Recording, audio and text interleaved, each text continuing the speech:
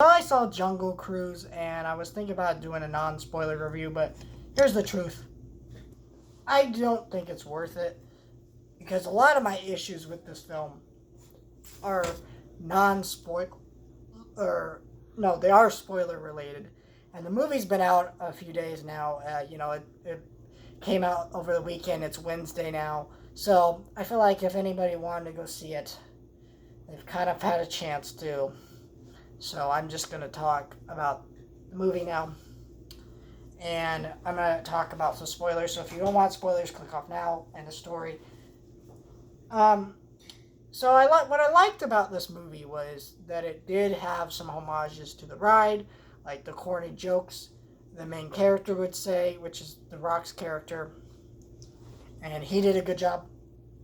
And I usually don't like The Rock, but this is the type of movie that The Rock works best in. Like a movie that's dumb and it knows it and has fun with that and it's cheesy.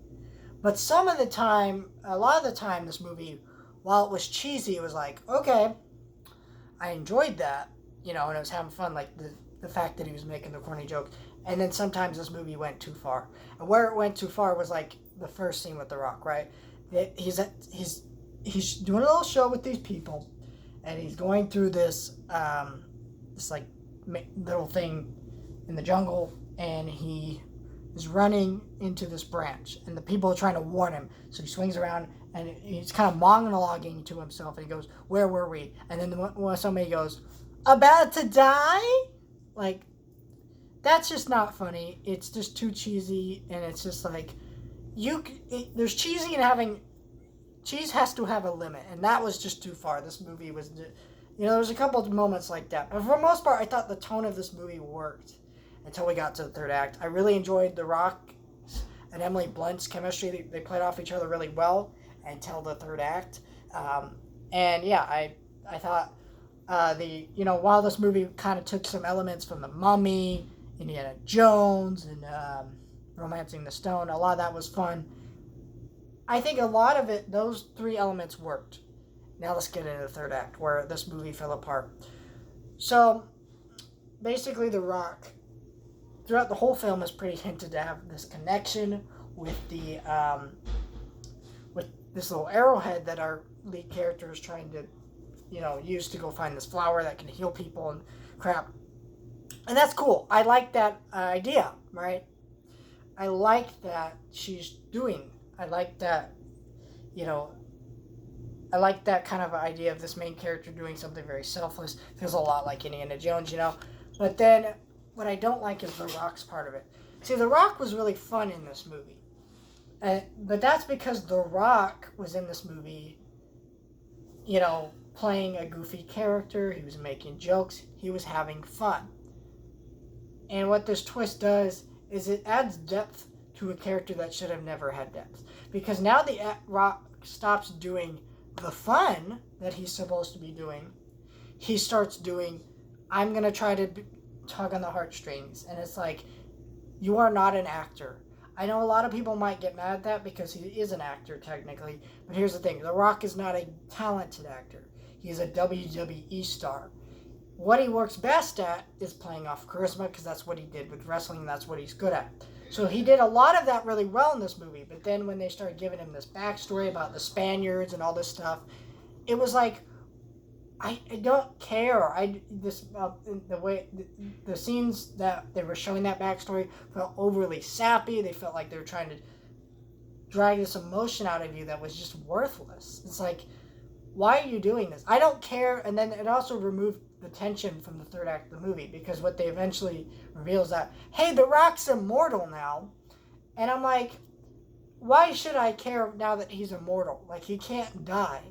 So it creates it ruins all the tension in the movie. He cannot die. So there's a whole scene where Emily Blunt's drowning, and it's tense for that character, but then The Rock's getting eaten by piranhas. I'm sitting here like, you're not gonna die. Why are you focusing so much on this piranha thing? It's ridiculous. And it ruined a lot of the tension. There's no reason he needed to be immortal and have all this backstory to it. And it also, the Spaniard thing was ridiculous, okay? Because it was just a ripoff of Pirates of the Caribbean, right? We have ghost characters who have a curse, and they need this item to break their curse and finally rest. Right? That's their goal, right? Is to do that. They're just trying to finally rest. And to me, it's like, okay, that's fine. I enjoyed that.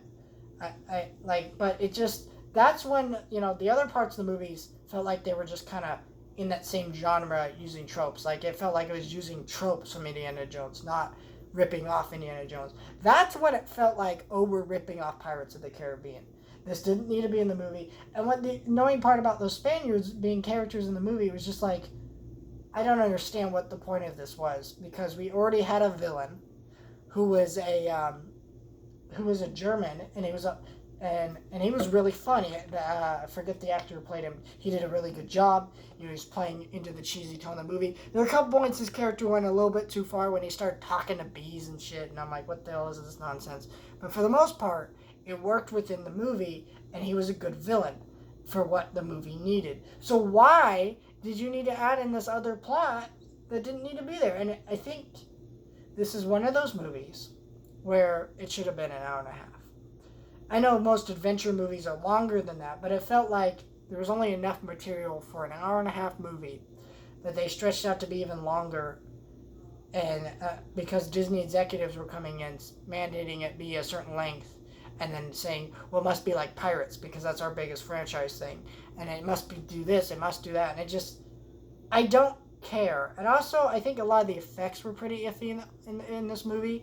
It was pretty off and on, like, it was kind of like some effects looked okay, and then other scenes they looked kind of and then it just depended on the scene. But the movie overall was not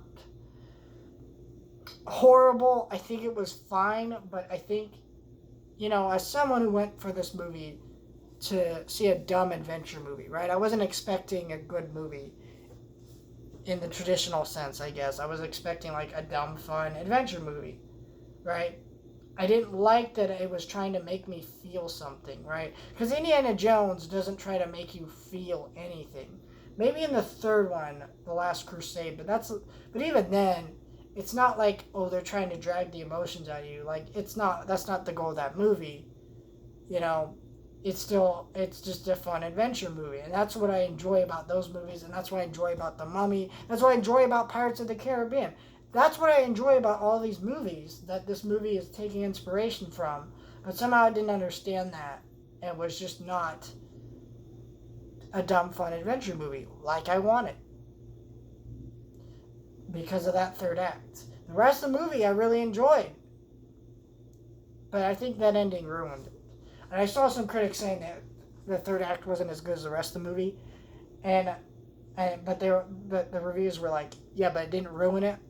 I think it did ruin it. I think it ruined the rest of the movie, because instead of having a fun adventure movie, me leaving the theater like, that was a fun adventure movie, I'm leaving the theater going, that isn't the movie that I wanted. I wanted a better movie, and I didn't care about it. So, yeah, I wanted to enjoy this movie more, but I was campaigning for this movie, but it just couldn't deliver a dumb, fun adventure movie. Had to try to pull on those heartstrings and add extra subplots and weird things in the movie that just didn't need to be there.